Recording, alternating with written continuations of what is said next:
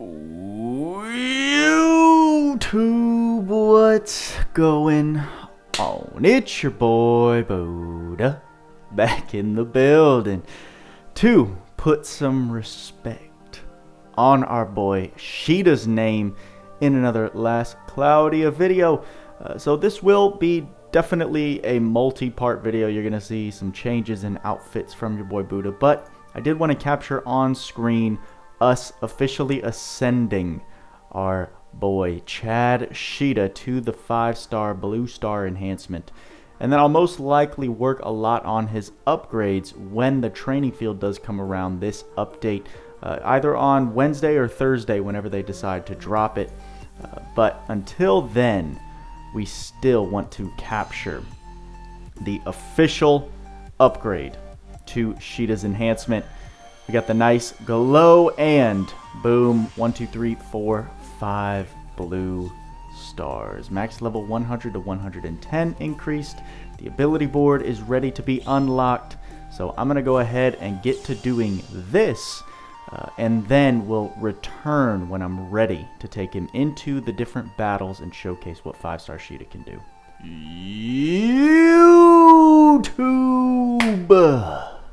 What's going on?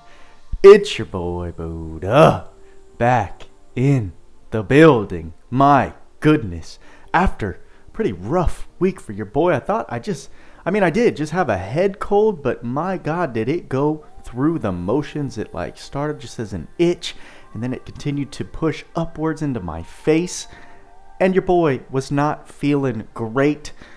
We should have had this video done, but we are finally here to take a look at the completed 5-star showcase for Shida, and we are going to start it off by unlocking the ward officially. I think I like this format of kind of starting these videos off with the full ascension of them, right? Having them at the 5 stars, 120 board, and then leading off with that ward unlocking. So nothing too crazy, but definitely going to help our boy Shida and Luxeus. Dark damage plus 1% over time. As we get more of those, obviously those start to add up. Once you can get like 5 units, then it becomes a collective 5%. A lot of people are confused about how wards work. They are permanent buffs active across your account at all times. It doesn't matter who's in your parties. It doesn't matter which wards you have selected. As soon as you unlock them, they become permanent buffs active on top of all characters that they apply to. So they're definitely a collective boost once you get a lot of them down. That's the incentive, the long-term incentive to keep on upgrading these units. But there we go. There's Shida unlocked with that ward. Now it's time to take him into some battles and see what type of performance he puts on for us. Okay, YouTube. So here we are in the first challenge that I want to take Shida 5-star into, and that is with the, I guess, newest world boss that we've gotten. We should see some more with this coming update on the 28th, but the Occulted God of Old is a pretty notorious stage right now. It's the first of hopefully many 3-party battles. Pretty much forces the player to have 3 separate teams of 4 built up in order to take down these challenges.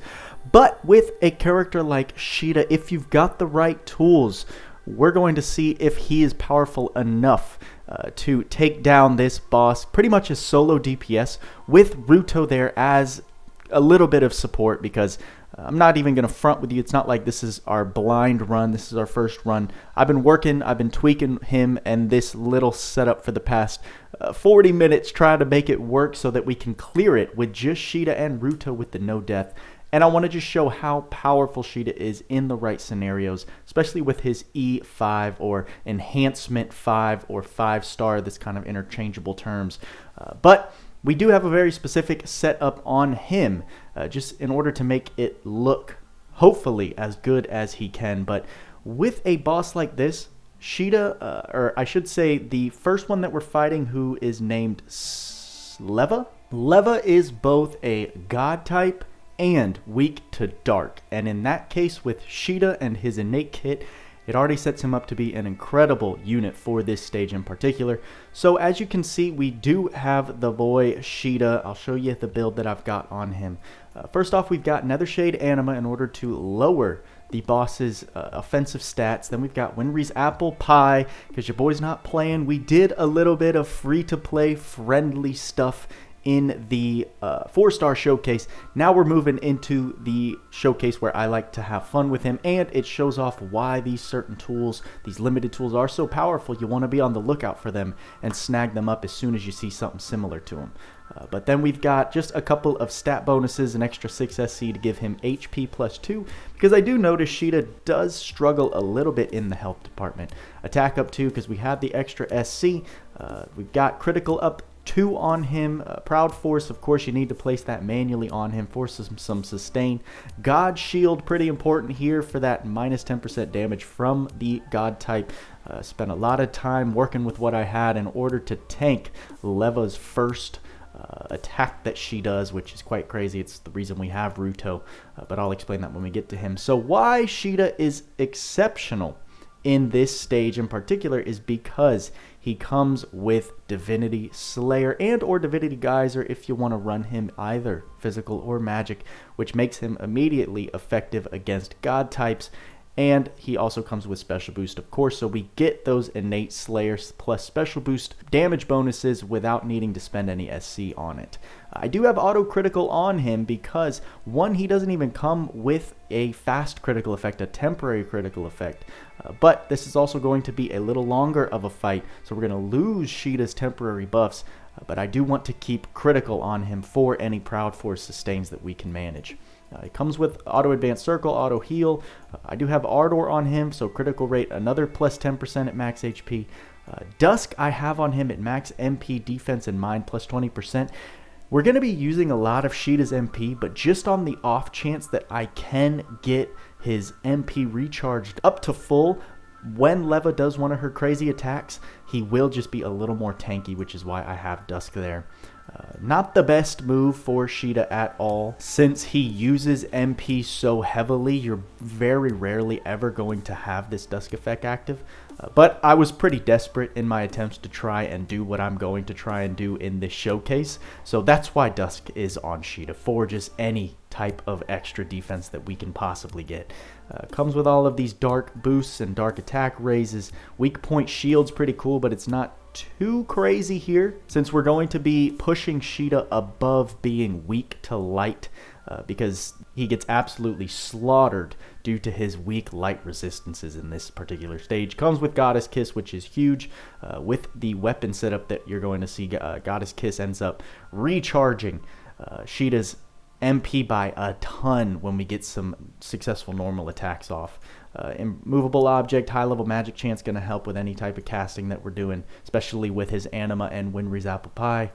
Then Orgon Ring, Diabolos are great skills. Dual wield, sword boost, sword high boost for those nice damage increasers. Purple Orb, another limited skill that works beautifully with WAP or Honey Elixir or anything that charges up your SCT, because it gives you one extra skill stock, which is just more spamability of skills everywhere. Incredible skill. Decoy we have just in case we're not able to get that no death run. We're going to try, but even if we can't, we'll have that decoy in order for the revive. Magus Sharp Eyes. Now usually with Shida you do stack Sharp Eyes on top of this because they both work together. They both stack on top of each other, but as you're going to see, it's not needed. Shida's going to be capping very easily against this boss, in which case it makes the extra Sharp Eyes actually a worse skill to use on him because you're draining more MP for no damage return. So I did take that off of him. And then of course Magic Aura we're not really taking advantage of, Death God we're not taking advantage of, and Imaginary Weapon we're not taking advantage of. You know what I actually want to do? I kind of want to put Black Hole on him just to get residual damage while we're dealing our other damage. So I'm going to go ahead and try that. We're going to get a little bit of a blind showcase here because I haven't actually tried to use both his magic and physical attacks while taking on this boss. So there's that. Before I forget, let's look at equipment. As you can see, we've got the big powerhouses on our boy Shida. Pure Blade Muramasa at plus 40. We have King Fiend's Horns at plus 40. An incredible weapon for Shida and his MP regen. Because the boss is weak to dark, we don't have to use Trishula, so we're free to have that second weapon slot for those big MP regens. Remember, with Goddess Kiss, that will regenerate MP based on damage of normal attacks. Normal attacks use the weapon element to determine which hit gets what types of damage bonuses. So because King Fiend Horns is dark, we are going to get all of Shida's innate damage boosters pushing this hit's damage, right? Because with dual wield, it's going to do 1 hit of neutral damage, and then it's going to do 1 hit of dark damage. That dark damage, if we can get the MP proc there, you're going to see his MP shoot up drastically. And then we've got Equilibrium Sphere, which is the AER that you get from the Arc by completing this whole quest. And then Hail Sovereign's Ring for that extra 1,000 damage cap. A lot going on with Shida, and then we're actually getting a bit tricky with the Arc too. Just for this first statement right here, light and dark resistances plus 20. Naturally, Shida is actually a minus 15 on light. Equilibrium Sphere has a plus 10 to the resistance, which pushes it up to minus 5, as you can see right here. But originally he's got minus 15. The Equilibrium Sphere puts him to a minus 5, and then what Golem Core is going to do is push him up to a plus 15 resistance. So 15% light damage resistance we're going to have on Shida, which he needs, because even as you're going to see, with all of this effort to increase his light res, and we've got Ruto on the sidelines, Homeboy's still going to be like facing death very closely, which just, it's tough. I had to bring out a lot of defensive stops in order for Shida to survive and tank a lot of Leva's hits. And then why do we have Ruto here? Simply for the trait War Cry. When taking damage from enemy attacks that target all, damage to unit plus 100%, and then damage to allies minus 50%. That trade-off in damage with Leva's first and then final AoE attack to the whole team is hopefully what's going to allow us to tank those hits and get the no death clear. Other than that, I do have Ruto there just for guarding, targeting the enemy so that the enemy targets him, and God heals in case we get into sticky situations, and so we can heal up to full health before Leva gets her AoE attacks off. So with all that explained, you know what? We should also take advantage of Salmia here because of those increases to defenses. This will actually help us tank much easier. I didn't even think about it, but there are a ton of things you'll want to think about in order to pull off some impressive feats, which honestly, that Salmia may allow me to do this without Ruto. Damn, I didn't even test that. I think we should test it. And if not, we'll come back to it. Or I'll just cut it out entirely and you'll see me run it with the original setup that we were going to do. Okay, back to square one. We're just going in with the setup that I tried. I did fail miserably trying to solo that because of the amount of charge time it took on Salmia. It was just kind of a nightmare to manage, so we're going with the original plan. Let's see what Shida can do with a little bit of defensive support and then pure offensive power in a situation like this. So we're going to start off with our cast, get the anima done, get Shadow Wall up. Then we're going to want to do Winry's Apple Pie. Oh, I also did try and do Black Hole as well. It did not go very well. So this S2 is going to allow us to get right behind or right into the fray, which is great. And boom, look at that. We've got all of Homeboy's MP back. So we can quickly burst this guy down in order to try and tank this hit before we lose our temporary buffs that are going on right now. So here we go. Let's see what we can do. I would have actually had Dusk proc here, which I don't have currently. But look at that. Beautiful damage that we're tanking. Ruto's getting very close to death, but we were able to survive that. So now we can God heal up. He's going to work on Shida right there. And let's see if we can now do what we do. Do we have God? No, we don't. So let's get another Shadow Wall up just in order to tank the damage that I know is coming from our boy. We can do, oh, nope, we can do another Winry's Apple Pie. What I was going to say is that magic damage actually doesn't work in this stage. I had not realized that was a gimmick. So very important to know.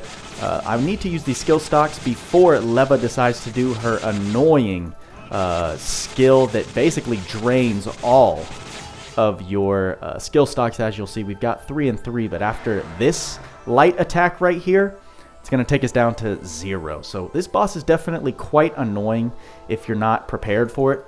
But what we can do actually is use a Winry's Apple Pie immediately while Ruto does his thing in healing. Thank you very much, my boy. Very important to have some sort of healing here, because honestly, I feel like I've got a fair amount of critical assistance on our boy Shida, but it's not doing much. It's not doing much. As you can see, we're not getting a ton of crits. We're not getting a ton of heals back. So I don't know. Maybe I need to revisit what building your crit actually requires. And look at this. Look at this annoying damage that we're getting. I need to activate another Shadow Wall. Very important to keep these buffs alive in this stage. So here we go.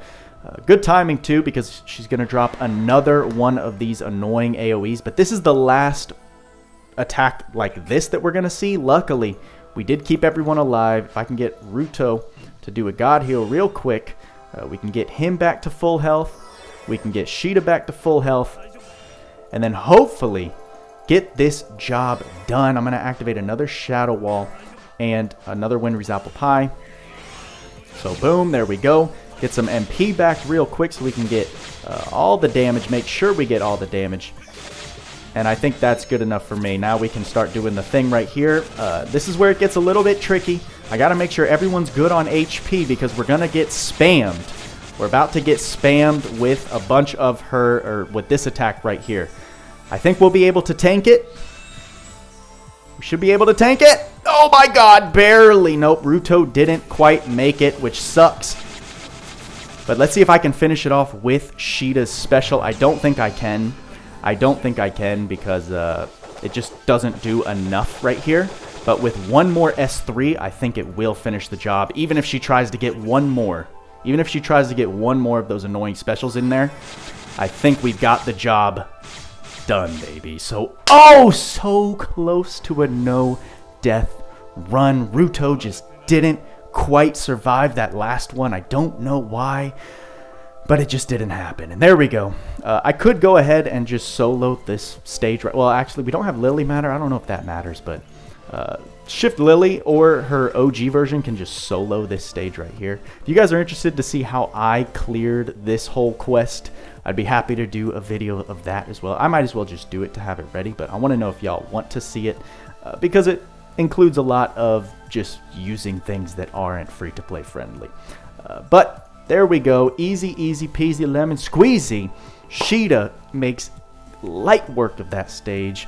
We know that he is optimized for that stage. He's got the God Slayer. He's Dark Element, which is very effective there.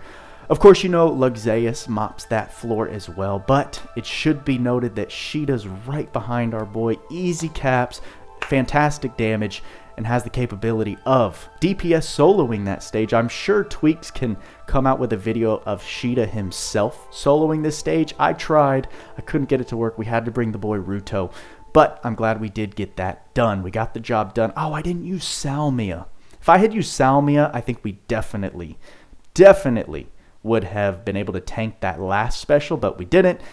Either way, you saw Shida do what he does and just mop our girl Leva with that damage that he puts out. Oh, now on to some more fun shenanigans with the boy Shida. We're going to see what damage cap we can possibly reach, and if I'm not mistaken, I think we can reach the damage cap that Shida produces, which is the highest dual wield damage cap in the game, which is an impressive feat on its own. The only thing that holds Shida back a little bit in terms of overall DPS output is his attack speed. So there are other units that have more hit counts that just apply faster and can combo into themselves more than Shida's, which allows the damage per second to be higher. But in terms of the biggest numbers that you can see, Shida actually takes the cake currently for the highest dual wield damage cap that we have, which is just absolutely nuts. So we're going to try and accomplish that Tweaks has already done this. I've already seen it, but we're going to try and do it ourselves in our own way since we're still missing a couple tools, aka Gwar. So we're going to try and do a little bit of black hole spam ult charge for Tinkili in order to get that special. Then at that point we cast WAP, we got Balin's charisma up, we get all that damage cap pumped into Shida, all the skill stocks, and just go to town on these poor soldiers, Galbor and his men that have been beat up. I don't even know. There should be a counter for how many times us players abuse this stage just to test DPS potential. But we're going to do it. We're going to do the thing, and I'm very excited to see the results. So as I just explained, we're going to try and do this pretty flawlessly. We've got Balin's charisma right there. We're going to cast Black Hole in order to group the enemies up and actually get the hit counts for Tinkili. As you can see, they charge up very nicely. Line up another Black Hole in order for Tinkili to get this again. Shida, whenever you want to do your thing.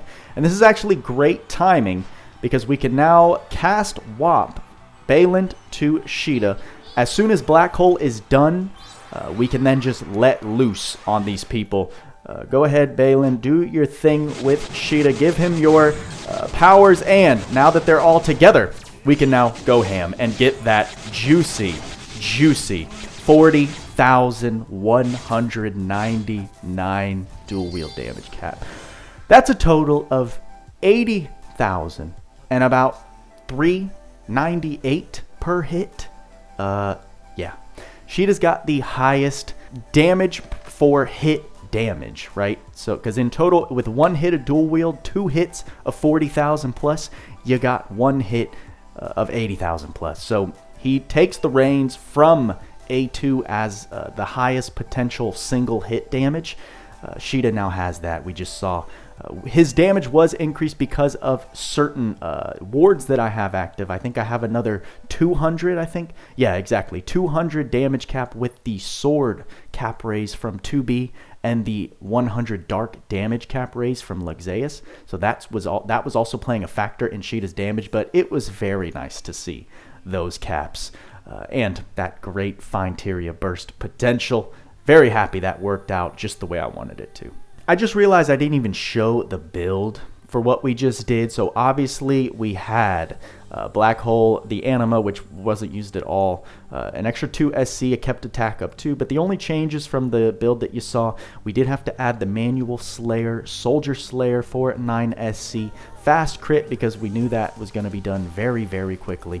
Kept Ardor for some more crits just to see him. Dark Attack Raise 2 because of all the defensive SC skills that I dropped from the first battle to this one. We had enough SC just to give him an extra 30% Dark Attack damage. Didn't even give him Sharp Eyes, I don't think. So we had Dual Wield, Sword Boost, Sword High Boost, had Purple Orb. Decoy wasn't necessary. We could have taken that away. Determination wasn't necessary. Didn't even have to put an extra Sharp Eyes on him for that extra damage. And then Automail equipped, I put on him just for an extra 10% damage because we were equipping Trishula, which I should show you. We had all the damage cap items on Shida, Scarlet Blade, we had Phantom Tower Key, and Hail Sovereign's Ring, plus Trishula because we know that Galbor does have that 50 dark resistance. So I gave him Trishula just so we didn't have to worry about that. And in effect, we were able to take advantage of the skill Automail equipped. But with that, you saw I didn't even take off all of the defensive SC saves. Shida just hits that freaking hard. His damage cap, it's so easy to reach with your right Slayers. He's got crazy innate multipliers. I'll go over some of the changes, some of the boosts that he gets at Enhancement 5 at the end of the video after I showcase a little bit of his potential in multiplayer.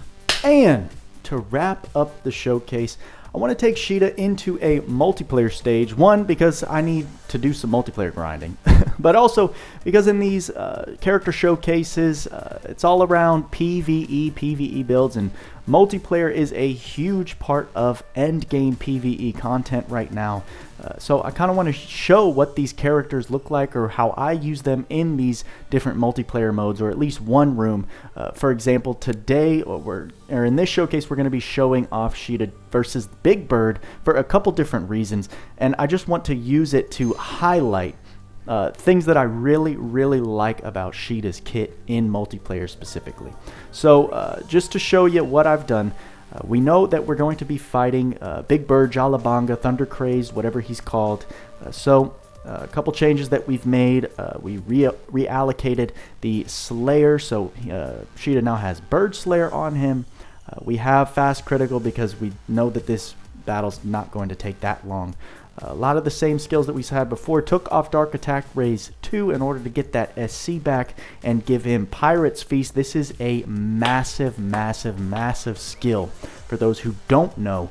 In multiplayer battles, because they're multi-wave, you get to start your second wave and on with full skill stocks, which is enormous. Surprise Attack and Backstab, 80% damage to Shida, and we're going to be able to take advantage of this really well, as you'll see when we get to the final stage. And then other than that, he has Purple Orb. Of course, you can take that, have another 11 SC to allocate if you weren't able to get this during the DMC collab.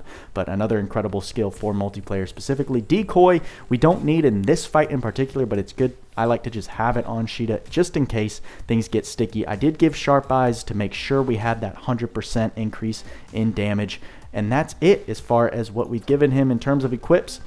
We just busted out a little more damage cap because I'm confident we're going to be hitting our damage caps without Muramasa, and then Equilibrium Sphere, Hail Sovereign's Ring, Covert Gun Trishula, and these guys are ready to rock and roll. So let's just get started.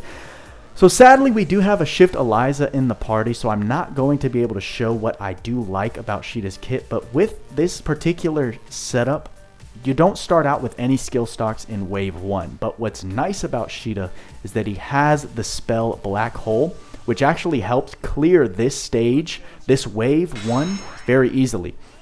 We know that Shift Eliza is going to do her Big Bang, if she's going to do her Big Bang. She's not. So because Shift Eliza is not going to use her Big Bang, we could have done Black Hole and done some sizable damage to those mobs, grouped them all together in the center, so it allows everyone to just wail on them in one spot. Luckily, we had A2, who's also a super powerhouse. She made light work of it, and I could have shown off what Black Hole could have done. I thought Eliza was going to use her Big Bang, but now we have full skill stock, so we get to just do what we do and teleport all over the screen, just dealing massive damage to everything. A2 did get the killing blow, so she got the spotlight there at the end. But now, we're moving on to Jalabanga, right? What's so fun... Oh, JK, we have a third wave to do. Let's see if we can get that killing blow with some Abyssal Erosions. I think we did. We were able to get it. Yes, baby. Shida's skills are just so fantastic because of his mobility. He has two moves that teleport him across the screen. Just fantastic.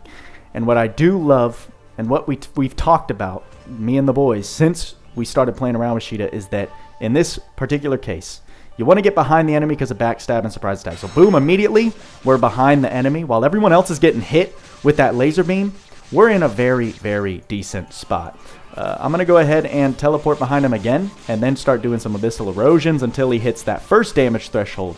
In which case, we're just going to normal attack so that we can get some MP back, because we know that we can't deal any damage, so using skills right now is a waste. We wait to see that HP start dropping again, and we bust out all the damage again until we hit that second HP threshold, and it's back to business as usual. We wait, and we wait, because HP locks, they're such a good time. We all love them so much, right? We just get to sit here and do nothing until we see that final move. And then A2, of course, because she is just a spotlight hog, is going to take that final killing blow. But you guys saw the power. You saw the damage cast. I think we were hitting like 32k per hit. Double that. We're looking at 64k per one hit that Shida was doing. And incredible damage, great mobility, able to get behind the enemy super easily to get that backstab damage. And he's just an incredible unit for multiplayer in particular, we were able to get a feather, which is awesome. That's how I wanted to showcase Shida, just looking like a dominant force in many areas of PvE. Don't want to show him in arena yet because I'm just too sissy to have confidence in my not PvP, but arena game and give you advice there. I just still feel like I'm following the herd rather than trying to lead the charge in certain things there. Don't quite have the best understanding of your most effective strategies. If you don't have like Roy, Lug, or A2 in arena, you're just not dealing the meta damage that you need to there with very little effort. So let's take a look at Shida and his kit and see what he now comes with that we've awakened him or enhanced him to 5 stars. So the 2 big changes that I want to highlight with Shida's kit, or 3 I should say, are first his trait Divinity. As you can tell, if you look side by side, he now has that 30% increase to either strength or int, 40% to either physical or magic damage percentage, and then a 10,000 cap to the respective categories, rather than, I think it was like 25, 30, and 8,000, somewhere around there before you get him to that 5-star. Not a huge difference, but enough to be significant in certain situations, so that's nice to see. The other thing that we did get, which is actually very important, is the skill Dark Attack Raise 3, which not only gives that 30% extra dark attack damage, but also that plus 2,000 damage cap. So right there, if you have his damage cap, if you're pushing to his damage cap, he now has another plus 3,000 per hit. And on top of that, this extra 30% damage is quite a big deal when you're talking about reaching those max damage caps. Another thing I should mention is that his abilities also, S1, 2, 3, not local teleportation. Yeah, so his S1, 2, and 3 all get extra multipliers in their kit. If you don't know what I mean by that, it just means that behind the scenes, you can't see it because IDIS doesn't give us the numbers, but by upgrading them to that 4th star rank, they are dealing, probably going from, like, think about if they were dealing 50% of a certain type of damage, they now just went up to like 75%. That's not a technical explanation of it, but just know that it increased the amount of power that those skills output, which allows you to deal more damage with them upon use. So those are the 3 big buffs that Shida gets on his 3-star, along with some more stat increases. But it's nothing like super crazy. It just allows him to hit the damage caps much easier and gives him some extra damage cap. And of course, it gives him that extra 10 SC, which shouldn't be overlooked at all. Pushing a unit from 80 to 90 SC naturally is a big deal. In this showcase, you saw a lot of 94 SC builds. That's because during his event, you could grind up 2 of his prisms. If you didn't, just, work with what you got and take away 4 SC, maneuver skills around, stuff like that. But other than that, that's what Shida gets with his 5-star buffs. And, I mean, dude's a monster. He's definitely worth the 5-star enhancement, in my opinion, just because he's such a Chad. He's one of my favorite units to use because of how he dashes all over the screen and teleports, and just very fun. Even if I'm losing out on some DPS, I could bring Lug and tear through stuff just as easily and more effectively, but Shida's a breath of fresh air. Definitely a luxury unit, right? If you have units like Luxeus or Roy, you don't need Shida for anything. He's just fun to use, incredible artwork. He's a powerhouse in himself. But if you're a new player and you're starting out with this unit, you now have an incredible unit. Someone asked me where they think I feel Shida falls on the tier list, and while I think Tweaks did give him a 9.7 there, I would definitely say he's not below like a 9.5 if you're using different reasonings to grade him. Super top tier unit for many reasons. Even as you saw with like the Occulted God quest, the fact that his body link, these are all 40-second buffs, it didn't really inhibit his performance with the right SCT sustain, right? Because he does lose the Grand Brave, the Grand Aura, which are 35% increases to his stats. Even with the loss of those, we weren't hurting for damage. Haste, if you don't have a means like a WAP or a glass record to spam for SCT recharge, you will feel this a little bit, but with like you know, if you're going into wave matches, use skills like Pirate's Feast, use skills like Beastly Banquet. You've got your skill charges. I just don't see haste or auto haste being such a big deal if you know how to work around SCT sustain. He does lose recast, high protection, which is minus 35% physical damage, and high magic barrier, which is minus 35% magic damage taken. So he does lose some tankiness. But again, we're using Shida as a DPS character, so losing these effects, you might feel it a little bit, but it did not, and from what I saw, it did not hurt his performance when you have him set up properly. What's mainly important, a lot of people think that because this says battle start and affinity, it's temporary. It's not. This is just indicating that at the battle start, the game figures out which one of these traits Shida's going to take advantage of, which part of this trait he's going to take advantage of, but then that's permanent. He doesn't lose the 10,000 cap, the strength bonus, and the attack damage bonus, right? That's just battle start in this trait just indicates when this effect is determined. But other than that, Shida, fantastic, very fun. Happy with how this showcase turned out. And we finally got the 5-star showcase out the way. I'm sure I'm going to edit this and watch this back and be like, oh, I forgot to mention this, and this. So any findings you guys have, please drop it in the comments. Any other alternative ways to build him, let me know. Oh, I should say, a lot of people ask why I use him as DPS and not magic. For your new player experience, magic is a lot more impactful, but when you reach endgame, or like the state where I'm at, physical damage is just far and away superior than magic is right now. So that's how I like to showcase Shida, how I use him, how I find him most effective. Can you build him for magic and use his black hole or other different spells? You can. Tweaks points out that, you know, his trait, this is universal. Right? This int plus 30%, magic attack damage plus 40%, and damage cap plus 10,000, that's universal. That's not just relevant to dark magic attack damage. So Shida, funny enough, is one of our most powerful rainbow mages at the moment, simply because of the amount of damage output that he can push. Kind of funny that you can build him as a rainbow mage if you want to. Is that his most effective use? Definitely not, but something to be noted, something funny and quirky that I did learn from our boy Tweaks. A little more thoughtful than just using him as our physical DPS, because I know so many of you guys, including myself to a certain degree, are just so bored of physical DPS being the way that this game operates. I do have some thoughts on how this 2.5 year Annie is going, but we are about to get the next update on the 28th with new story, with a time trial, with a 3-party battle, and a new unit. So let's see what that brings. Y'all should already know a story live stream is incoming for those who don't mind story spoilers, or who beat me to the mark at completing the story so they don't care about watching me beat it.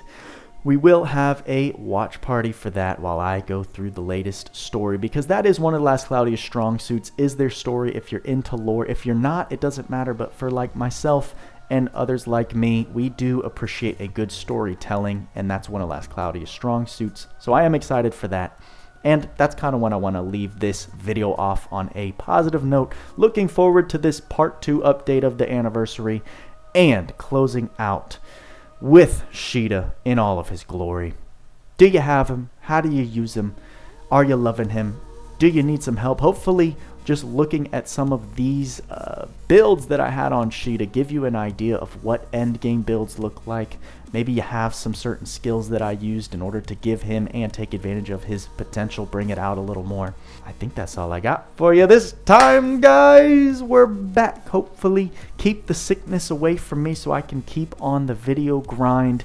Like, subscribe, hit that bell notification if you're enjoying the anniversary. Turn on all notifications so you know immediately when I post. You won't be out of the loop in case of emergency. And with all that being said, y'all know what we say. Work hard, play harder. See you in the next video.